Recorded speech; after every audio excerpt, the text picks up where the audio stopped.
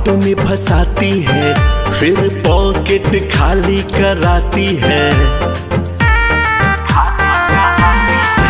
पहले मीठी मीठी बातों में फंसाती है, फिर पॉकेट ढीला कराती है।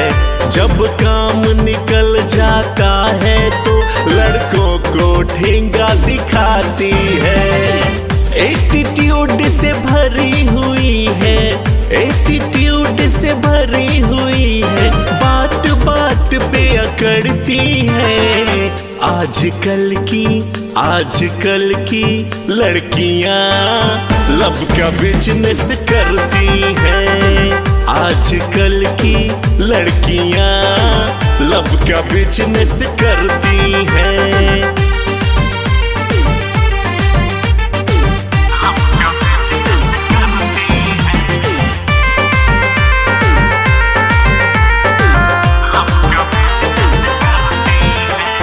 लड़के ये समझते हैं कि मुझ पे मर रही है, लेकिन वो न जानते कि यूज कर रही है।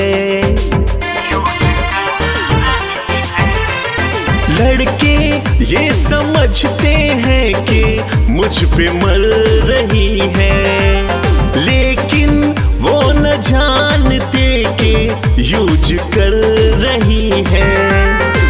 थोड़ा सा टच करने पर, थोड़ा सा टच करने पर आग के जैसी भड़कती है। आजकल की लड़कियां लब का बिजनेस करती हैं। आजकल की लड़कियां लब का बिजनेस करती हैं।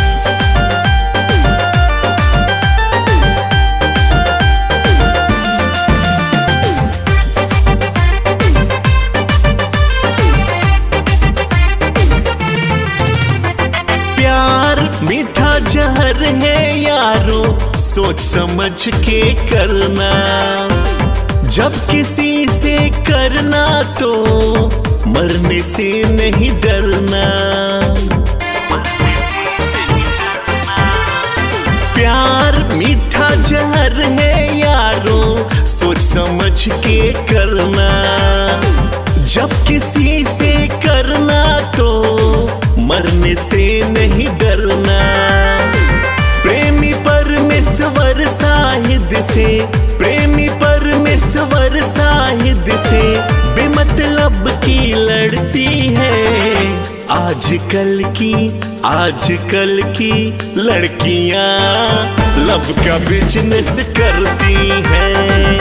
आजकल की लड़कियां लब का बिजनेस करती हैं।